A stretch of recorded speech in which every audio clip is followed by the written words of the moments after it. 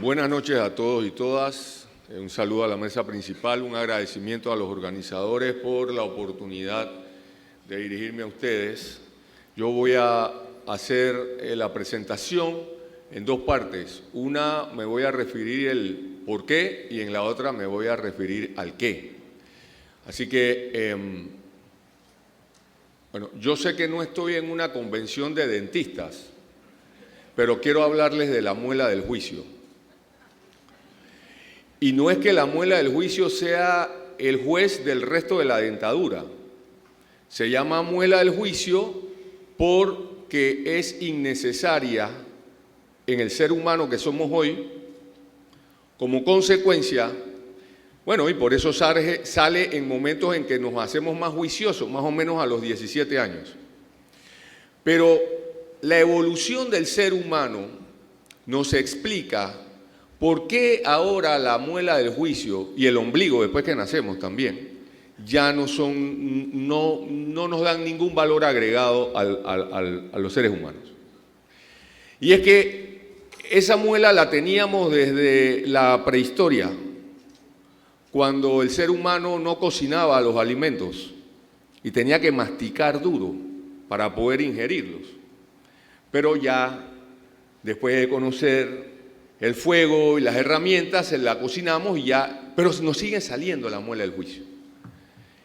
¿Y por qué yo les quiero hablar de la muela del juicio? Porque, repito, nuestra historia jurídica siempre la remontamos a Roma y Grecia, si acaso, pero es que el hombre, como ser humano, tiene un pensamiento crítico. Allá les pongo un cromañón vestido con un vestido, pues, para tratar de ilustrar lo que quiero destacar, el pensamiento jurídico primitivo.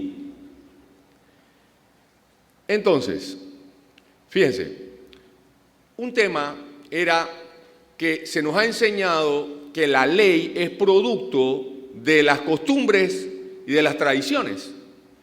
Pero alguien se preguntó, ¿y cómo esas costumbres y tradiciones se adoptaron por el grupo?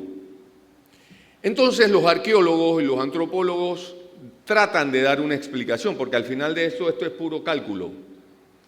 Son inducciones, no deducciones. Estamos hablando, nosotros tenemos 21 siglos y estamos hablando de miles de millones de siglos. Y los antropólogos dicen, no, lo que pasa es que la ley surge de la imitación de una conducta individual, alguien que se hace ejemplo para los demás y los demás comienzan a imitar ese comportamiento. Y ese comportamiento, y se los ilustro aquí, por ejemplo, un homo lograba vencer una fiera y la gente quedaba asombrado, dice, bueno, si él logró vencer la fiera o tiene más fuerza en una pelea con otro ser humano, entonces quiere decir que está tocado por lo sagrado. Porque en el pensamiento primitivo, la metafísica, que también existe hoy, nosotros tenemos un pensamiento que nos conecta con una noción sagrada, pero en aquella oportunidad lo era mucho más. Entonces ese comportamiento se ubica a la persona, se identifica, oye, yo quiero imitarlo a él. Y todo lo que él hacía después se convertía en un hábito para los demás, y eso construye la tradición y la costumbre que después se hace ley. Y en ese pensamiento primitivo, claro que cuando comenzábamos a imitar decíamos, pero tú no estás actuando en base a esa imitación. Por lo tanto, tú estás transgrediendo lo que ya es nuestra tradición, lo que nosotros hemos adoptado. Pero en ese pensamiento metafísico jurídico, entonces los seres humanos, que todavía lo creemos hoy, por supuesto, estimábamos que los seres celestiales, los dioses, se ponían furiosos y esa furia traía un caos a la atmósfera y el ambiente donde yo vivía. Y ese caos me iba a producir una serie de limitaciones y tu mal comportamiento me estaba perjudicando a mí también. Esa era la cosmovisión primitiva que no ha dejado de tener también asidero hoy día. Entonces, en esa cosmovisión hay una lucha siempre entre el bien y el mal, entre el caos y el orden. ¿Y qué era la administración de justicia en ese pensamiento primitivo? Era volver a rescatar el orden cósmico.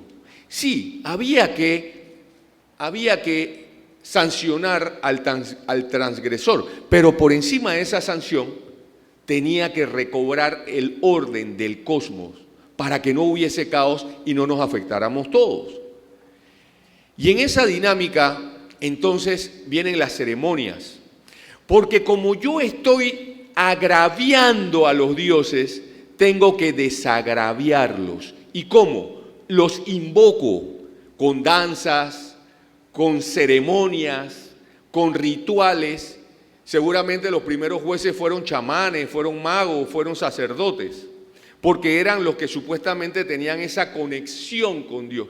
Y entonces yo tenía que bajar a esos dioses para que atestiguaran, fueran testigos de la administración de justicia que le íbamos a hacer a esas personas. Qué interesante, ¿no? Yo no sé si eso pasó de verdad, pero tenemos que buscarle una explicación a la ceremonia procesal que tenemos hoy.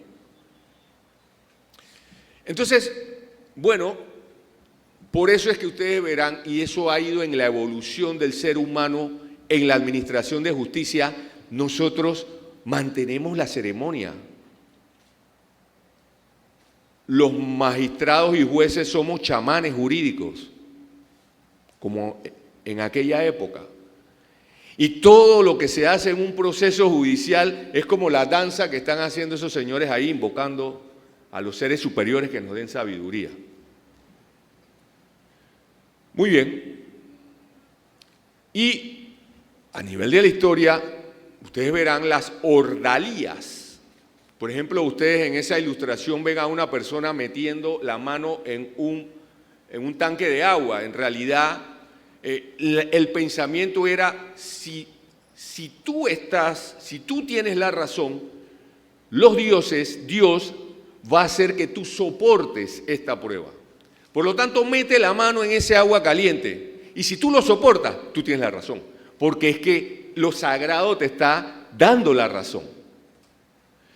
Y están los oráculos, que estas personas que eran los lectores de los oráculos, y ellos decidían porque Dios les decía quién tenía la razón.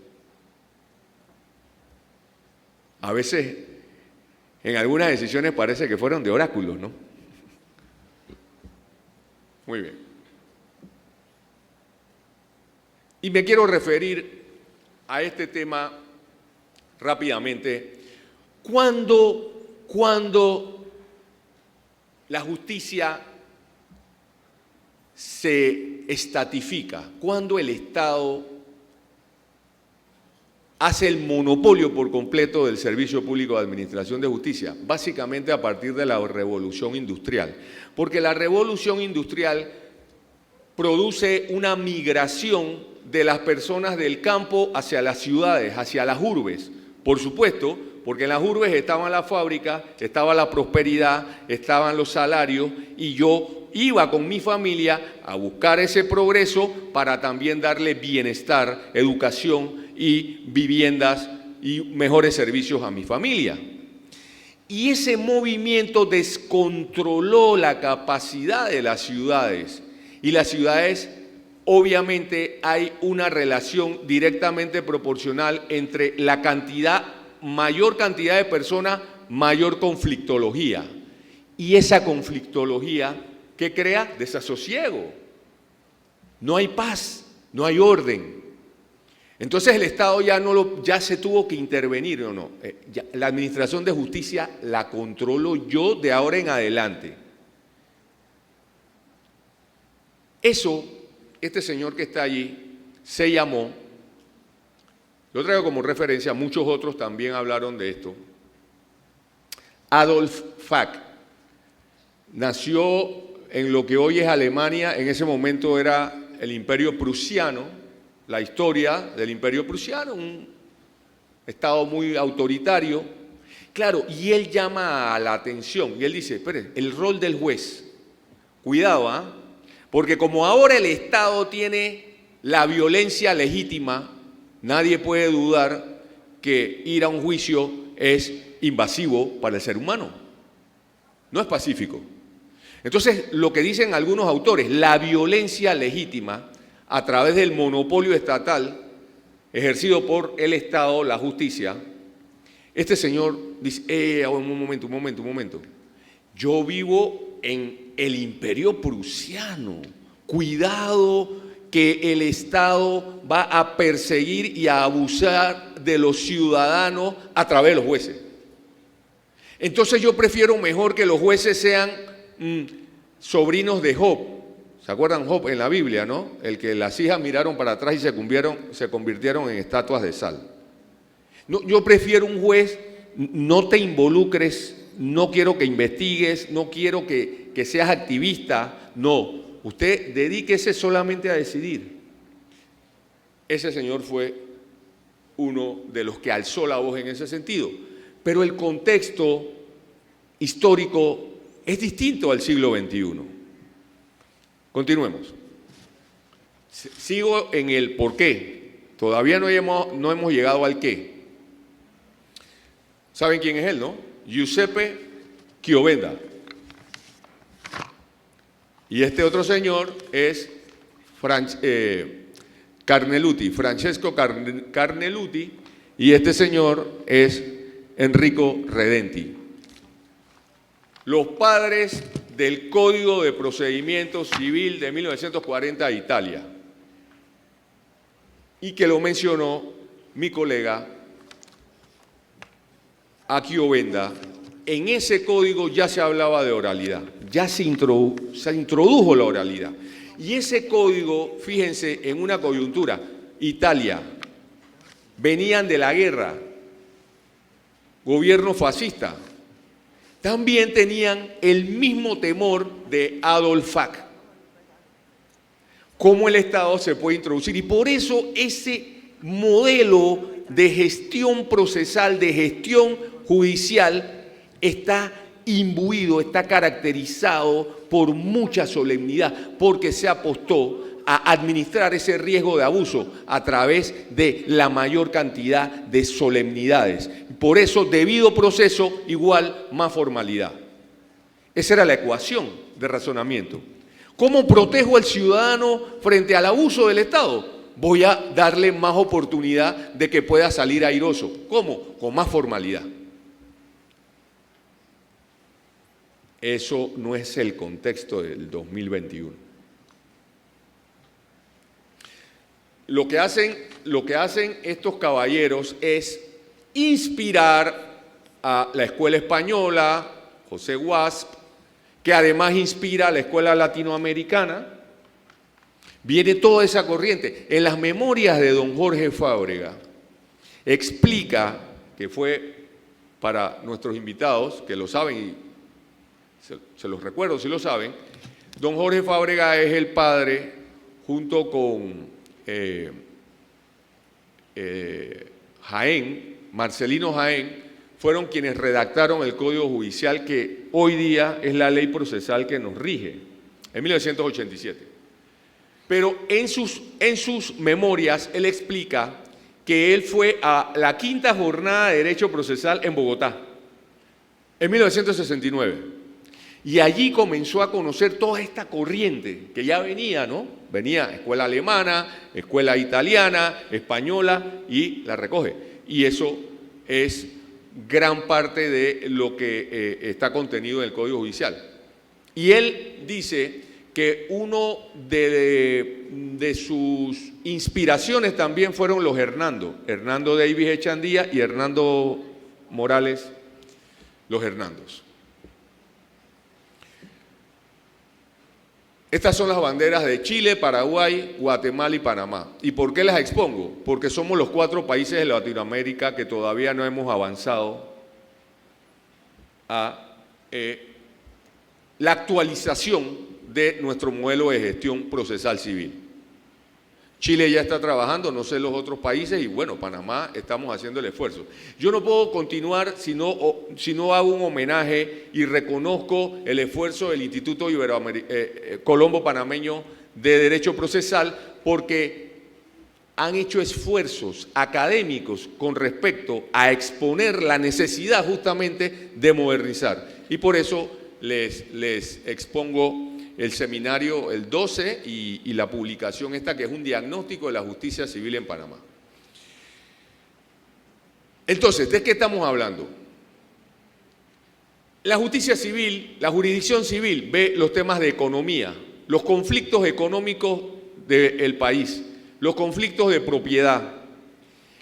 Y tenemos que reconocer, los que somos aquí, que la mayoría somos abogados o somos estudiantes de Derecho, que ha habido bondadosamente, de buena fe, un sentido de pertenencia de todos los jurídicos, y no le hemos dado oportunidad ni al usuario de la justicia, ni a otras inteligencias y academias a que opinen y nos ayuden a mejorar la operación judicial. Y ese sentido de pertenencia es algo que tenemos que reflexionar. Porque de lo que estamos hablando en la acción civil que se ejercen particulares, no es la acción del Estado en lo penal, contra el individuo, el pobre, el gran Estado contra el pobre individuo, no, aquí son iguales, civiles, privados. Lo que nos tendríamos que preguntar es, ¿cómo quieren esos ciudadanos resolver sus conflictos económicos?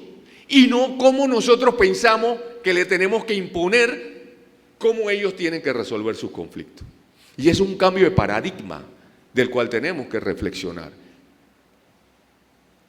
Y esto es rápidamente, miren, estas son cifras del World Project, el World Justice Project del Banco Mundial, que nos ubica en el puesto 80 y no sé qué de 100, a Panamá.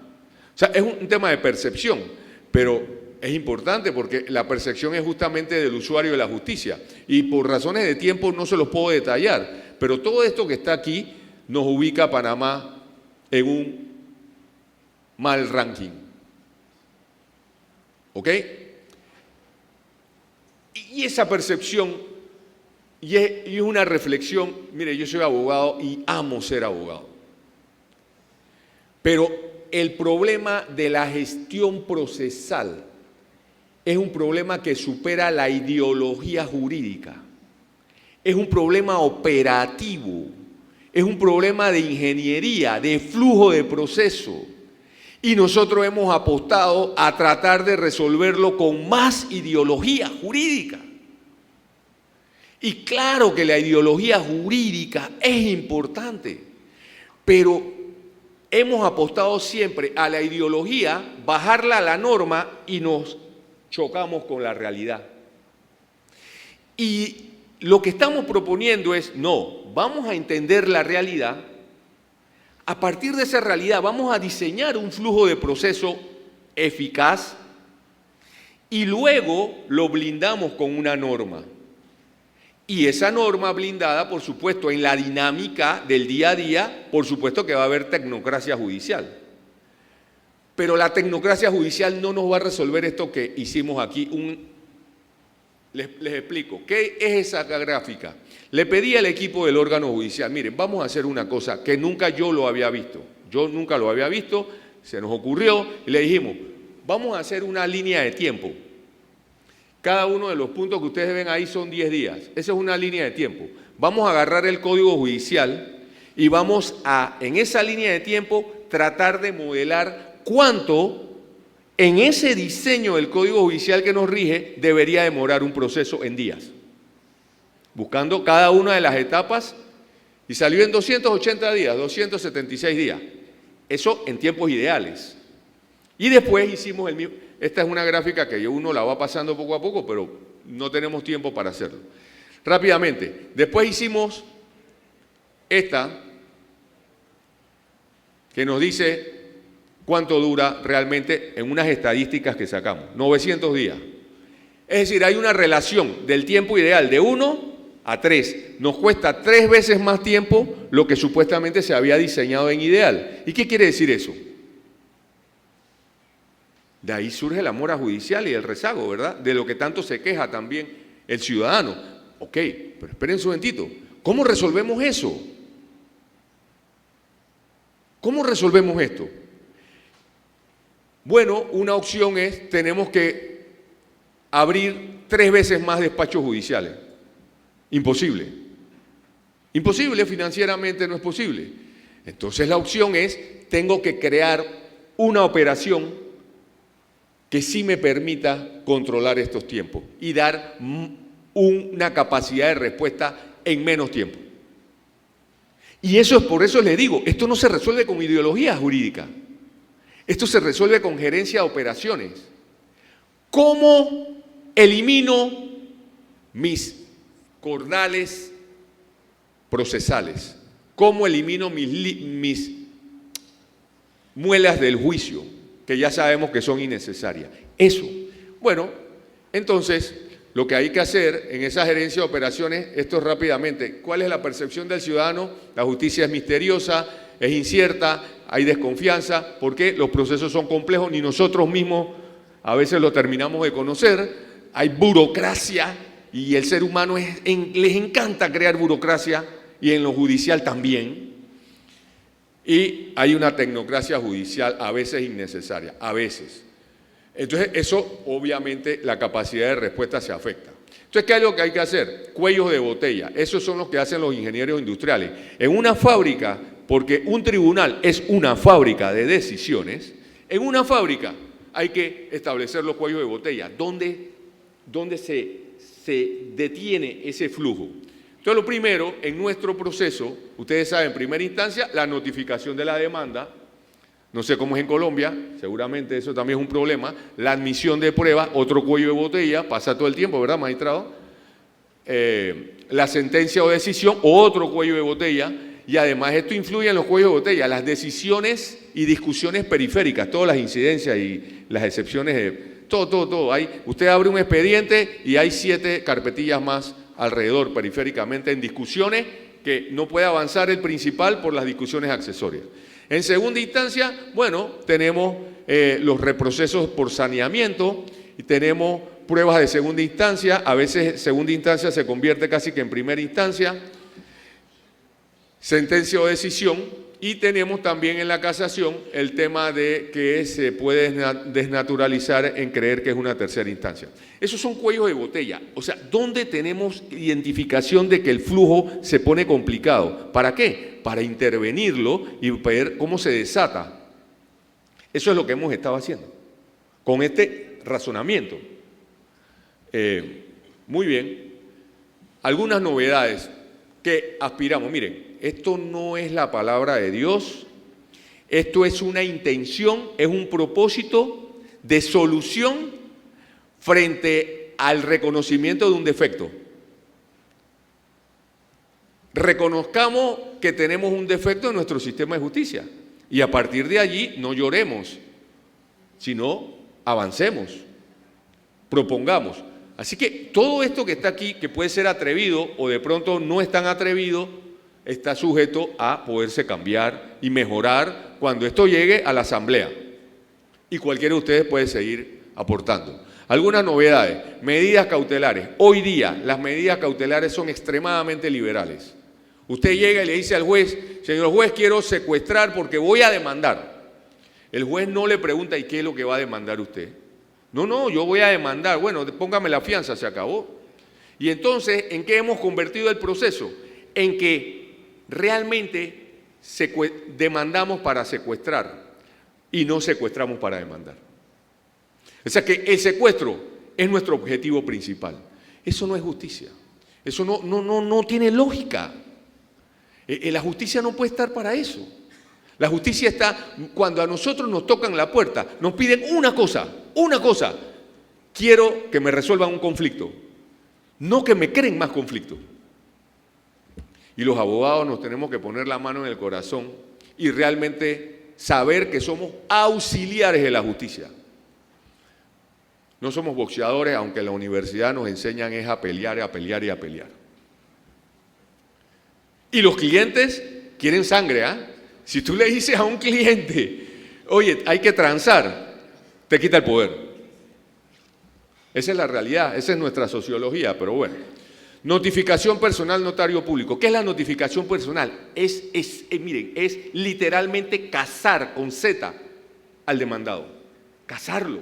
Usted tiene que casi que tomarse un selfie ahora. Mire, aquí está firmando, ¿no? Eso no puede ser, porque la justicia es un servicio público y el ciudadano tiene que ser responsable ante la justicia también. Y si la justicia lo requiere para que usted venga, se defienda o tenga algo que decir allí, no tenemos que corretearlo. Entonces, ¿cuál es el cambio de paradigma que estamos proponiendo? Cambiar la definición de notificación personal. La notificación personal sí, es un acto de notificarte personalmente, pero ¿dónde? En el tribunal. Para que tú vayas allá, yo te voy a citar. Yo te voy a citar. Tú en 10 días no vas. Perfecto. No viniste. A mí no me importa si estaba el gerente, si no estaba el gerente. ¿Usted quién es? Usted es la secretaria, yo le voy a dejar un informe. Y yo tengo fe para dejar ese informe y que eso es verdadero. Si usted comete... Yo me voy a pasar unos minutos. ¿Me puedo pasar unos minutos? Ok. Si usted ha mentido, bueno, hay que votarlo, hay que meterlo preso al funcionario. Hay que anularle el caso. Pero no puede ser que se demore 8 meses para la notificación de una demanda. Ese es el término promedio, ¿o no? Y nunca encuentran los lugares. No, mire, yo voy ahí, usted es la secretaria, aquí está una citación, fírmeme. Ya, es más, le tenemos que dar iPad. Tómese una foto cuando le está entregando eso, y eso usted lo deja en el expediente. Y con GPS, yo estuve aquí. Y el sistema, la tecnología va a decir, ese funcionario estuvo en ese lugar. Si en 10 días usted no va a saber de qué es lo que lo están citando, entonces la parte tiene la oportunidad, bueno, yo voy a poner un edicto emplazatorio, lo voy a emplazar. Y si todavía usted no aparece, nómbrele enseguida el defensor. Yo le voy a asegurar como Estado su defensa. Usted va a tener un defensor, pero lo que no puedo es estar correteándolo. Eso no me corresponde a mí. Ese es su deber como ciudadano. Y se acabará el problema. Que yo sé que para algunos abogados es estrategia, pero a veces estamos de un lado y a veces estamos del otro. Así que, y otra opción que estamos dando, mire, si usted no quiere usar el servicio público de notificación con nuestros señores de la CCJ, bueno, utilice un notario público. Es su derecho, no es su obligación. Usted quiere pagar para que un notario público dé fe de que fue al lugar y dejó la citación, hágalo. Y además esto se va a combinar con el expediente judicial electrónico. Porque es que después de esa primera notificación, con el expediente judicial electrónico que ya hemos abordado todos los juzgados de la capital, ya vamos para la Colón, Chorrera y San Miguelito. Eventualmente en 2 años todos los juzgados civiles van a tener la oportunidad de tramitar electrónicamente. Y a partir de ese momento, que hace 10 años ya funciona en el órgano judicial, después de la primera notificación, todas las demás notificaciones son electrónicas. Y ahí está la libre competencia y asuntos del consumidor, que hace 10 años, ¿verdad, magistrado? Eso funciona. Y que lo rescatamos ahí de un plan piloto. Bien, continuemos. Jueces de ejecución y oficina judicial. Hay una queja teórica y a veces práctica sobre el prejuicio que puede tener un juez cuando practica una medida cautelar en el modelo que estamos proponiendo, porque se me olvidó decirles, en la medida cautelar usted ahora va a tener que llevar la demanda con la medida. O sea, ya el juez no va a ser un ciego que, bueno, si usted me lo pide, yo le tengo que dar la medida. No, va a ser un prejuicio. Pero, de verdad, usted dice que aquí hay una violación de un contrato. ¿Dónde está el contrato? Muéstreme, porque capaz en el contrato dice que hay una jurisdicción que es en otro lugar del mundo. Yo no le voy a aceptar eso ni le voy a secuestrar si esto es inepto. Yo no voy a abrirle la administración de justicia para algo que va a ser estéril y que yo desde ya lo sé. Entonces, bueno, frente a esa hay algún sector que dice, pero es que si tú pones al juez a hacer ese prejuicio, ya va a estar viciado para tomar la decisión final. Muy bien, vamos a poner unos jueces de ejecución, no son los que van a ver el fondo del asunto. Y además también hay una crítica y hay un riesgo, un temor de que cuando el juez tiene que ejecutar una sentencia, producto de que le casaron, no fue porque él concedió, entonces el juez ya está, no, pues si yo le fallé en contra y ahora me toca ejecutarlo, no tiene como que el mismo entusiasmo, ¿no? Entonces, todas esas cosas, bueno, vamos a poner a otro juez que esté totalmente virgen en el tema de su criterio. Se crean las oficinas judiciales, igual que en lo penal, oficinas judiciales para que el juez se encargue de lo que le corresponde, que es lo judicial. El tema de la administración, el tema de cuándo se ponen las audiencias, ese tipo de cosas, oficina judicial. Que eso funciona en el sistema penal acusatorio y ya el órgano judicial de la República de Panamá tiene experiencia. Esto se introduce, que es el Discovery, Panamá lo usa en la jurisdicción marítimo, es una figura probatoria de anglosajona y también se usa mucho en arbitraje.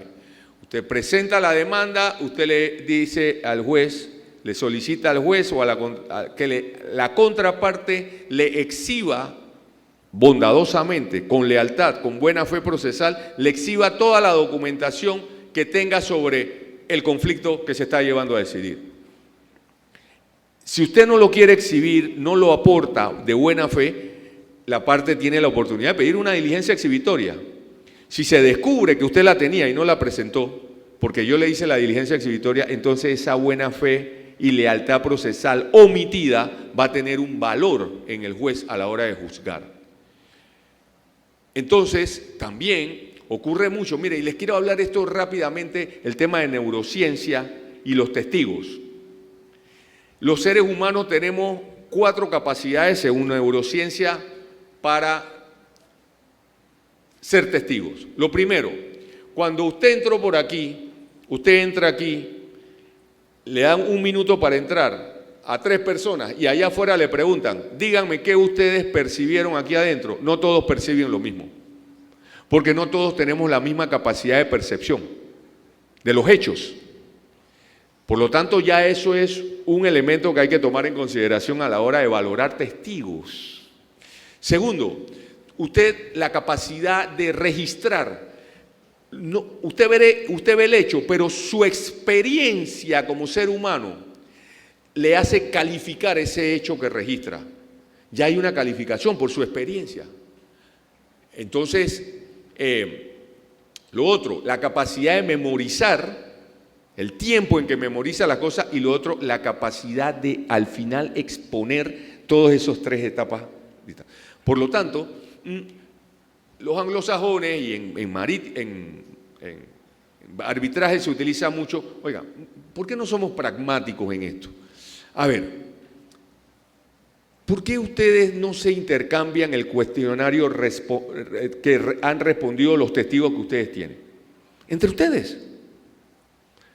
Y si tienen algún reparo, algo que quieran hacer un interrogatorio, un contrainterrogatorio, una aclaración, me dicen exactamente de qué punto. Pero si ustedes se ponen de acuerdo, se lo intercambian y dicen, ¿sabes qué? Total, nadie lleva testimonios que uno no sepa lo que van a decir, por lo menos. No estoy diciendo que uno les diga que diga mentira, pero uno sí necesita saber como abogado qué es lo que usted sabe. Los testimonios también entre abogados. Yo sé, repito, a nosotros nos enseñan es a pelear y pirata, un buen abogado no puede ser bondadoso, luchador. Y estas cosas van a tomar tiempo, pero es que esta reforma es para los próximos 25 años. Cuando esto incluya también la academia, en donde cuando los profesores le enseñen a los abogados también a hacer lo que se llama el derecho colaborativo, pensando en que tengo que resolver un conflicto de las personas, porque eso es lo que crea la paz realmente. filosóficamente hablando. Así que ahí están una serie de disminución del rigor de la admisibilidad. Ustedes ven, hay decisiones en donde el juez entra en unas disquisiciones profundas sobre la admisibilidad de la prueba. Deja eso para la valoración.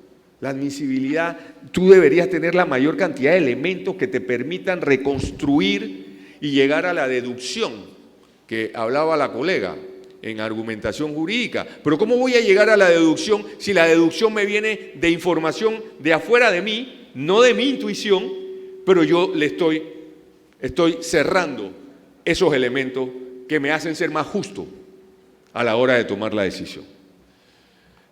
Igualdad procesal, principio de congruencia para el demandado. Esto es importante, ¿sí o no, Benavides? Miren, principio de congruencia se aplica puro y duro para el demandante. El juez no puede reconocer hechos que no hayan sido solicitados por el demandante.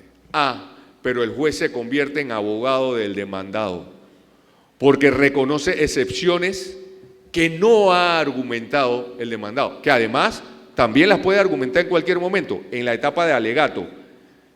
Y dejas, mire, un abogado que sabe el proceso, dice, esa excepción se la guardo para los alegatos. Lo voy a golpear y yo no voy a recibir el golpe de... ¿Por qué? Porque el alegato, el demandado, por ejemplo, es el último que alega. Entonces no le da la oportunidad al otro a contradecir. ¿Eso es igualdad? Eso no es igualdad. Me he puesto a explicarme, ¿por qué eso? Claro, y la conclusión a la que yo he llegado, puedo estar equivocado, la penalización del proceso civil, que es la penalización del proceso civil. En el derecho penal, ¿cuál es la columna vertebral del derecho penal? El estado de inocencia. ¿Por qué? Porque el Estado opresor ejerce la acción penal contra el pobre individuo. Por lo tanto, él es inocente hasta que se le pruebe lo contrario. Pero acá, en lo civil, están en igualdad de condiciones. ¿Por qué le tengo que dar esa ventaja comparativa al demandado? Ok, entonces eso es una de las innovaciones que se está haciendo. La introducción de la audiencia, ya, exactamente igual que en Colombia, la introducción de la audiencia, 2 audiencias, concentración para fijar el objeto de la litis, la teoría del caso se introduce ya no como una metodología de razonamiento del juez, sino formalmente como una dinámica de la dialéctica, la teoría del caso. Se tienen que abordar en esa audiencia todas las incidencias y todas las excepciones de previo pronunciamiento. No más eso de que la prescripción, el juez lo sabe desde el día 1 y tiene que esperar el día 900 para decir que está prescrito. Eso no es correcto. Para las partes, pues.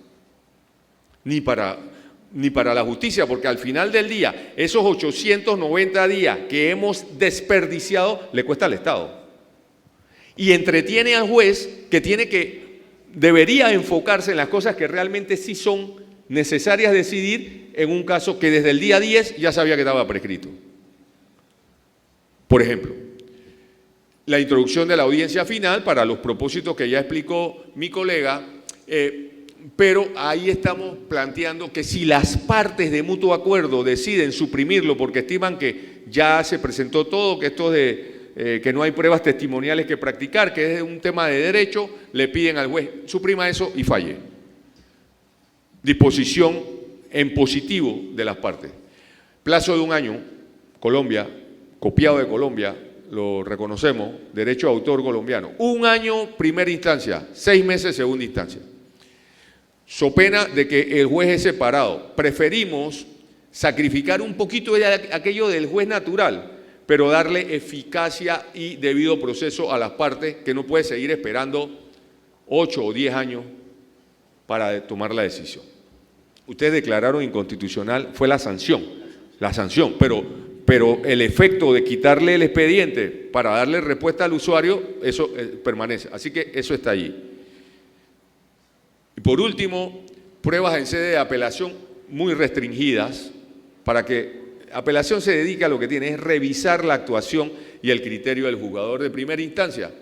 Homologación de todas las reglas de procedimiento, eso de que proceso ejecutivo tiene un procedimiento, el proceso ejecutivo hipotecario tiene otro procedimiento, el proceso ordinario tiene un procedimiento, el de mayor cuantía tiene otro procedimiento, el de menor cuantía tiene otro procedimiento, el sumario tiene otro, y tenemos como 8 procedimientos que confunde a todo el mundo. No, un solo modelo de gestión. La desjudicialización de algunas causas, por ejemplo, el tema de sucesiones.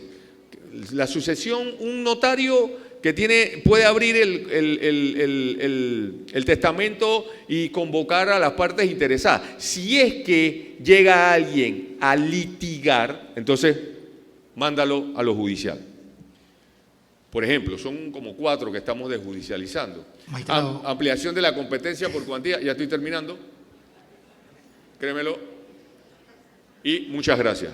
Entonces, yo quiero decirle, un momento, la reflexión final de todo esto. Ojalá podamos construir un nuevo modelo de gestión procesal que haya extraído las muelas de juicio para que realmente el alimento, que es el conflicto que llega a los tribunales, pueda ser debidamente masticado con las herramientas justas y necesarias desde el punto de vista procesal. Gracias por su paciencia.